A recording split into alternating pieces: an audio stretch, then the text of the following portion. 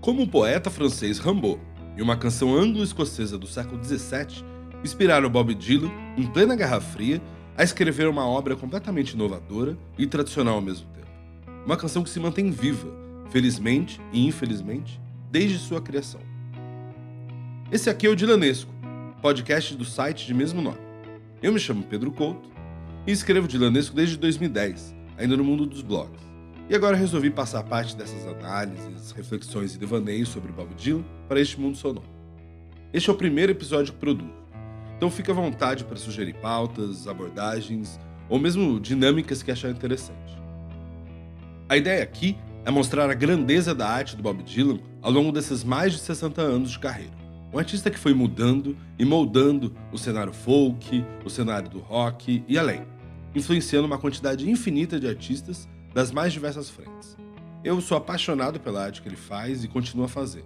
Um artista que nunca se acomodou em um caminho pré-determinado e sempre lutou para ser um constante criador. Alguém que produz algo novo a cada momento, se inspirando no imprevisível. Bom, vamos ao tema deste episódio. Falarei sobre a música A Hard Rain's Gonna Fall, do segundo disco de Dylan, de 1963, mas o primeiro só com músicas autorais.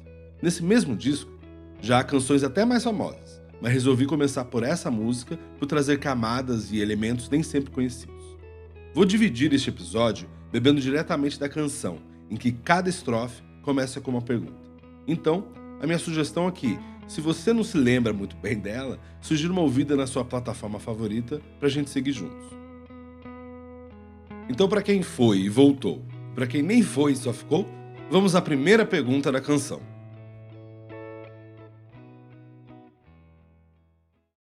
Onde você estava, meu filho de olhos azuis? No fim de 1962, Bob Dylan já ganhava algum destaque no meio folk do bairro boêmio de Greenwich Village, em Nova York. Mesmo antes de fazer grandes composições, foi um dos primeiros a conseguir um contrato em uma grande gravadora, para além dos selos independentes e de nicho. Foi trazido para a Columbia por John Hammond, que já tinha fama de ter um bom faro artístico ao assinar com nomes como a cantora de blues Bessie Smith e dar oportunidades a Count Basie e Billie Holiday, além de relançar as obscuras gravações de Robert Johnson, criando um revival em seu nome. Bob Dylan já havia gravado e lançado seu disco de estreia, feito majoritariamente de covers, com apenas duas canções próprias, Song to Woody e Talking New York Blues. São duas canções que bebem diretamente do seu maior ídolo do universo folk daquele momento, Woody Guthrie. Apesar do disco ser bem gravado, com Bob Dylan cantando como se fosse um velho bluesman obscuro, não obteve uma boa recepção e a venda foi pífia. Foi tido como um fracasso de Hammond, uma bola fora diante dos inúmeros acertos em sua carreira. Mas de fato, vale aqui comentar que, apesar do disco ser bem gravado mesmo, ele nunca trouxe a essência que era o Dylan no palco ali, em que todos de alguma maneira se encantaram. No próximo disco, mudaria tudo. Em The Farewell Bob Dylan, de 63, está a canção que viraria um hino nos anos 60 e até além, Blowing in the Wind. Sim, é essa mesmo que o Eduardo Suplicy sempre entoa por aí. Mas além dessa música, inúmeras outras ganhariam grande repercussão, como é o caso de Masters of War, Don't Think Twice It's Alright e a canção que é tema deste episódio. O que você viu, meu filho de olhos azuis? Nessa época, os Estados Unidos estavam prestes a entrar em uma das maiores crises com a União Soviética. Para além da tensão diplomática e da corrida espacial durante a Guerra Fria, os dois países estavam começando a apontar mísseis um para o outro, com potencial até para uma guerra nuclear. Para se ter uma ideia, nessa época, houve até um crescimento na venda de cimentos e tijolos entre os americanos para a construção de bunkers nas casas, para eles se protegerem de um eventual ataque. Esse contexto inspirou Dylan em ao menos duas canções. A primeira é Let Me Die in My Footstep, ou Me Deixe Morrer em Minhas Pegadas, em tradução livre, composta no início de 62 e que traz um discurso bem patriótico em relação a não abaixar a cabeça para o inimigo. Neste caso, não ir para baixo da terra, mas ficar em pé no solo de seu país. A outra música foi a Hard Rain's Gonna Fall. Ambas foram escritas antes da famosa crise dos mísseis, quando a União Soviética colocou mísseis em Cuba apontado para os Estados Unidos, mas a tensão já estava clara. Foi nesse contexto que Dylan trouxe um imediatismo amedrontador, como ele mesmo explicou no texto do encarte do álbum. Cada linha nela é, na verdade, o início de uma música totalmente nova. Mas quando a escrevi, pensei que não teria tempo de vida suficiente para escrever todas essas músicas. Então coloquei tudo o que pude nessa. O que você ouviu, meu filho de olhos azuis?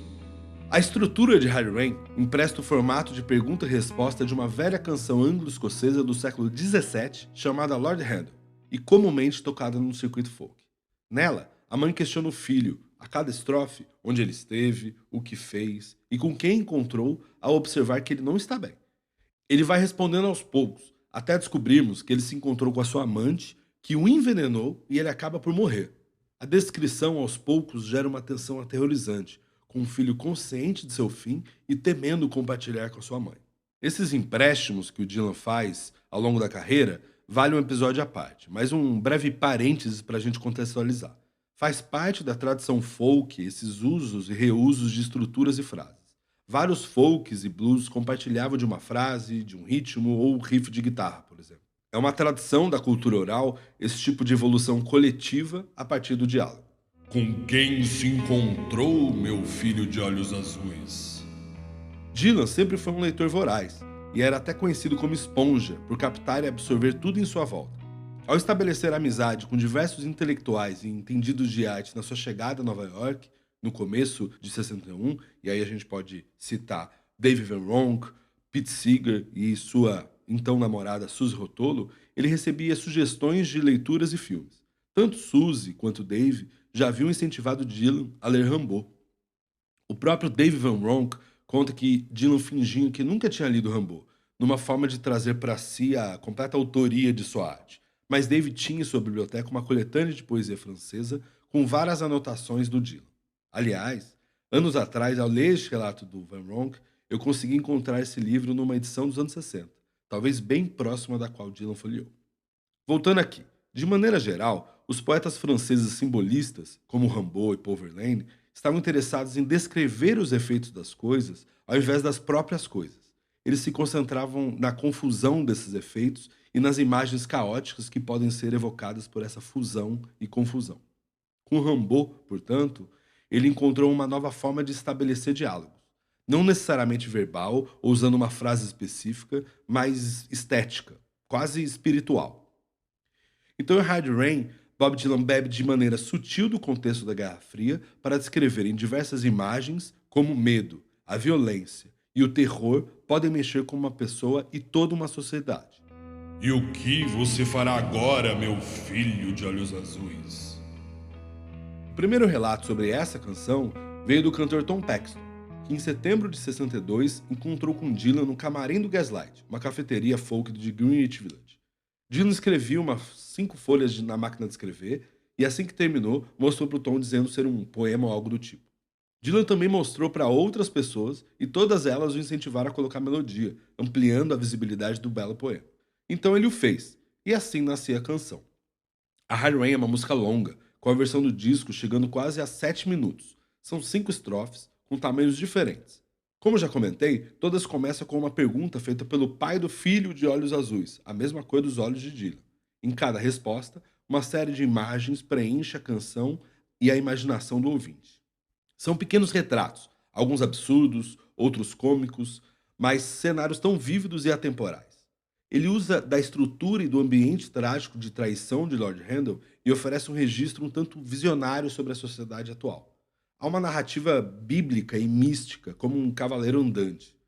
Mas enquanto Lord Handel é envenenado pelo amor, em Hard Rain somos nós que estamos todos envenenados pelas pelotas que percorrem nossa sociedade, através da organização social desumana. O refrão de frase única é talvez um êxtase, mas levando a uma resolução tão catártica quanto catastrófica. Um baita temporal está prestes a cair. Aqui vou compartilhar algumas das imagens que sempre me chamam a atenção, traduzidas livremente, tá? Já adentrei o coração de 7 florestas tristes. Já estive na frente de uma dúzia de oceanos mortos. Vi 10.000 falantes cujas línguas estavam quebradas. Vi armas e espadas afiadas nas mãos de garotos. Ouvi o estrondo de uma onda que podia afogar o mundo todo. Ouvi 10.000 murmurando e ninguém escutando. Encontrei um cara que estava ferido de paixão. Encontrei outro cara que estava ferido de ódio. Existe também uma interpretação interessante dentro do contexto dos anos 60 nos Estados Unidos, uma espécie de acordo de paz dentro do choque de gerações. Por essa leitura, é o pai que pede ao filho para falar sobre a sua visão sobre o mundo, trazendo um olhar mais idealista da juventude através da permissão dos mais velhos. Ao fim da canção, quando o pai pergunta ao filho o que ele fará, uma longa resposta, quase messiânica, mostra que ele se juntará aos oprimidos, aos explorados, aos cansados que precisam de força para expor, contrapor e se revoltar com todas as amarguras que o homem foi capaz de criar para si mesmo. De alguma forma, ele aprendeu a escrever sobre o presente a partir do passado, e nesse material havia e há o futuro. E as últimas frases são de uma beleza única, também traduzidas livremente aqui.